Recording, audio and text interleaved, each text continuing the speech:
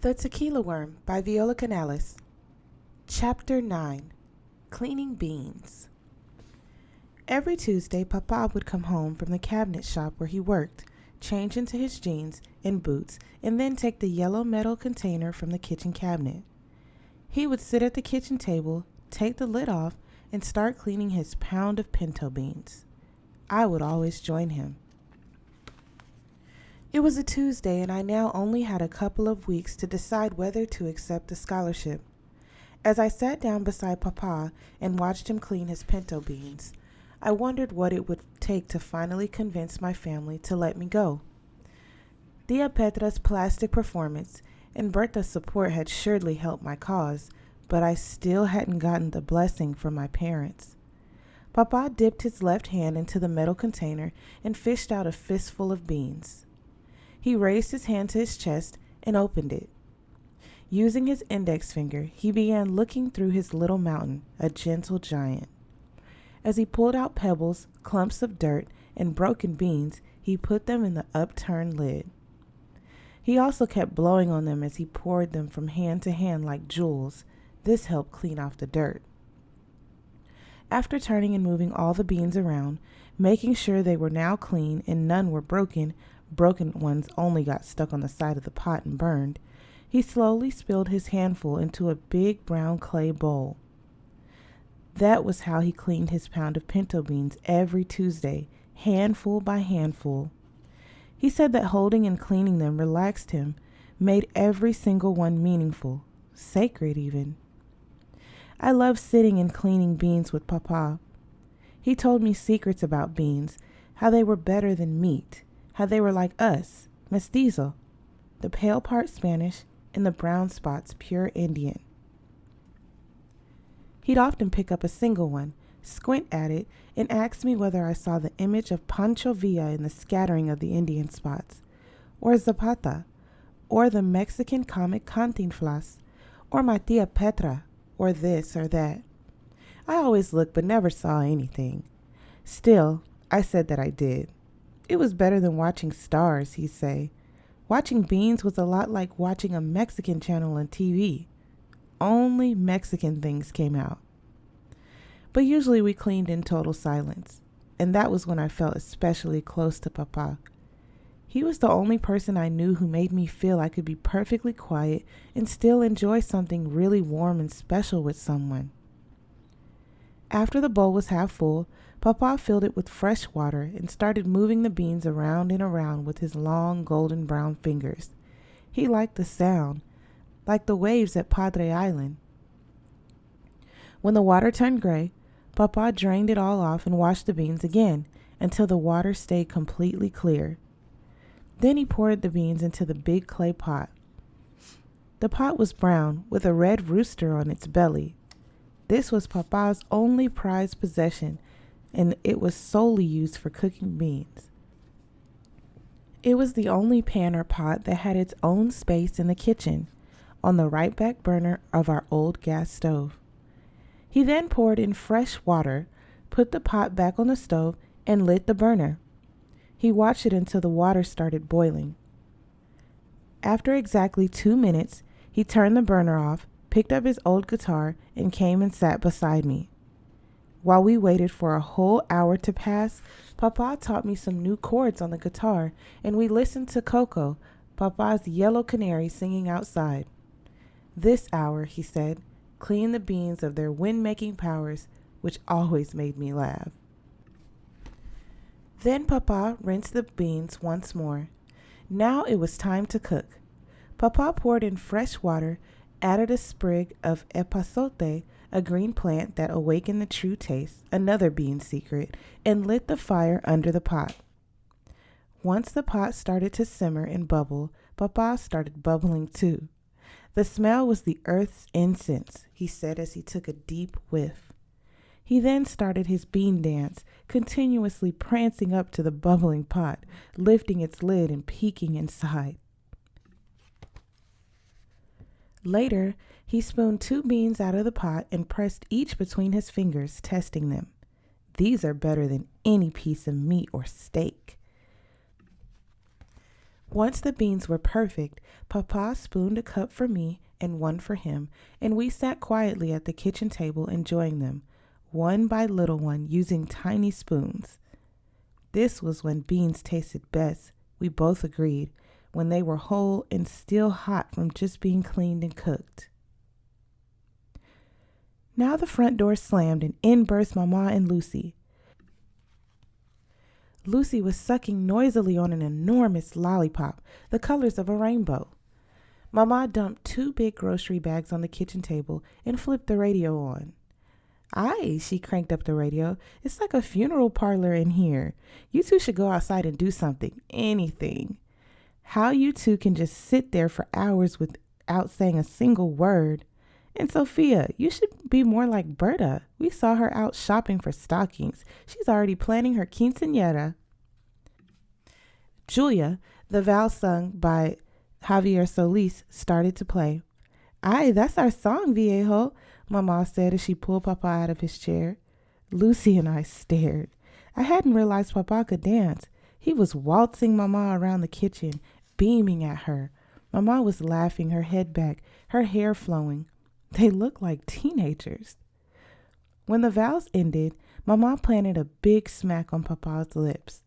This made him turn bright red. He laughed, took Mama's right hand and kissed it gently. Gracias, mi amor. It's an honor to dance with such a beautiful woman. Girls, that was our wedding song, Mama said as she emptied the bags. We all started to help. She took out a bottle of cooking oil, a white onion, 2 serrano chilies, and her big cast iron skillet. After she diced the onion and the chilies, she put the skillet on the stove and poured a stream of oil into it. It's a complete mystery to me how you two can eat those beans right out of the pot. As far as I'm concerned, they're not even cooked yet. You need to transform them into refried beans. Mama tossed the onion and chilies into the hot oil. Papa and I watched as she scooped cup after cup of beans from the pot, poured them into the sizzling skillet, and mashed them with her big green-handled wire masher. This is dinner tonight, she said, and began to make flour tortillas using the masa she'd made earlier that morning. Mama left Papa and me in charge of cooking dinner. Papa picked up the pot and showed me that none of our beans had survived. They were bubbling away in Mama's skillet. Next time, Sophia, we'll be smart and save a secret portion just for us. But we need to be quick before your mama gets to them. I laughed. One of the flour tortillas started blowing up like a giant bullfrog. Flip it, Papa said, smiling. I grabbed the edge, but it was too hot. Papa reached over my shoulder and flipped it. Be careful, mija. Try using a fork. But you and Mama use your fingers. Ah, but that's because we have a lot of experience. You're just starting out. I laughed. That sounds a lot like learning to become a good comadre. Papa, there are only a couple of weeks left. They'll give the scholarship to someone else if I don't accept it. Ah, Papa said as he lowered the flame under the bubbling skillet. So tell me, Sophia, what's the difference between how we like to eat our pinto beans and your mama's? Oh, that's easy.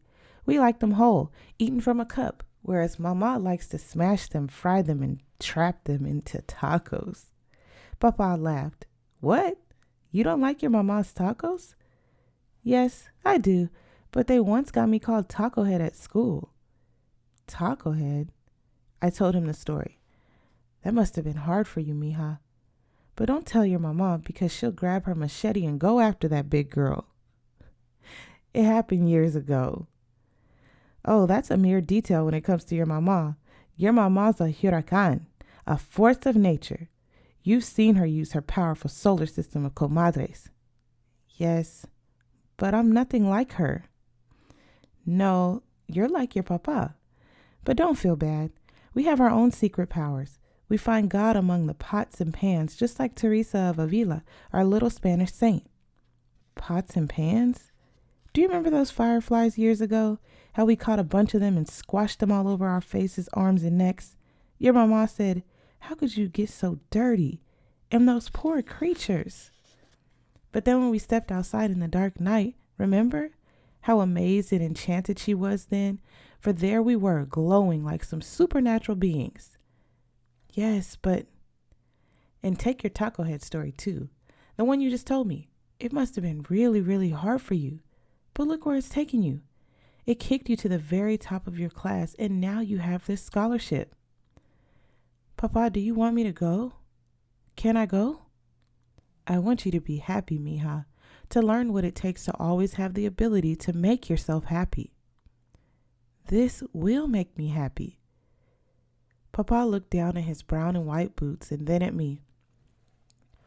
Okay, Sophia, and know that I want you to always follow your dreams. You're a dreamer, like me, and I see from your taco head story that you have the kick it takes to learn from life, to keep on going, even when it gets hard. I kissed Papa. He smiled. But what about Mama and Lucy? I said, flipping a blown-up tortilla with a fork. Papa started laughing. To your mama, the beans aren't done until they're refried. And Lucy is a mini version of her. Papa turned off the burner. That's another important lesson of learning to be happy, Sophia, of becoming a good comadre, realizing that everyone is special and often quite different from you, and that if you really want to connect with them, to love them, you need to first figure out how they feel. Take me, for instance. I had to learn to dance, something I had no interest in, just to have a chance at getting to know your mama. And that's because she loved dancing and dances in everything to do with them. But you're all confused now. Well, that's good too. Good? Yes, good, Sophia, because life is like that, confusing. And it's confusing because people are confusing. But basta, with all this talk from another world, as you like to say. Sophia, seriously, as your papa, let me say this. If this is your dream to go to this school, I'll support you. Now, on the other hand, you still need to convince your mama. As for Lucy, she'll go along with your mama. But how? By learning to dance, just like I did. Are you serious? Papa started laughing again as he took the last tortilla off the griddle and put it inside the ceramic tortilla holder. You have to connect with her in a way she can feel and understand, in a way that takes care of her too. That's what I mean when I say you need to learn to dance. Your mama is a dancer, not a dreamer like you and me. She needs to see and hear things. She can't sense things in silence like we can. Let me give you an example. Remember that Sunday years ago when you panicked and put the host in your shirt pocket and how your mama called the priest? Yes, I said. Such a strange memory. Well, your mama came into the kitchen carrying your shirt and told me what was in the pocket. I laughed and told her not to worry, that I would simply tell you a magic story about how we could use your secret host to keep angels hovering all over the house. Angels? Yes. You know how they tell you that a whole horde of heavenly angels come down right when the priest starts transforming the host into Jesus' body? And how they fly around all during communion, making sure not one single host gets lost along the way? The way I saw it, if we kept your little host in your pocket, then we'd automatically have all these angels hovering over our house. I told your mama that this story would make you feel better, and fast. But I sensed that she really felt she had to call the priest, and I knew that this would work out for you too. It must have been scary for you to have to go talk to the priest, but if I hadn't agreed to calling him, your mama would still be panic-stricken about having a now moldy holy host in the closet. Sophia, do you see what I'm saying? But what can I possibly do or say to take care of her so she won't mind me going away? Well, try this. Tell her you love her and that you can take care of yourself. But she knows I love her. Sophia, like I said, she's not like us.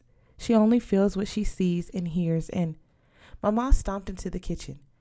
Carmen called to tell me about the great new movie playing at the drive-in, one with Pedro Infante. I'm so excited. As Mama took over the kitchen, Papa winked at me. I followed him outside. There was a beautiful orange glow on the horizon. The evening air was sweet with Papa's Mexican jasmine.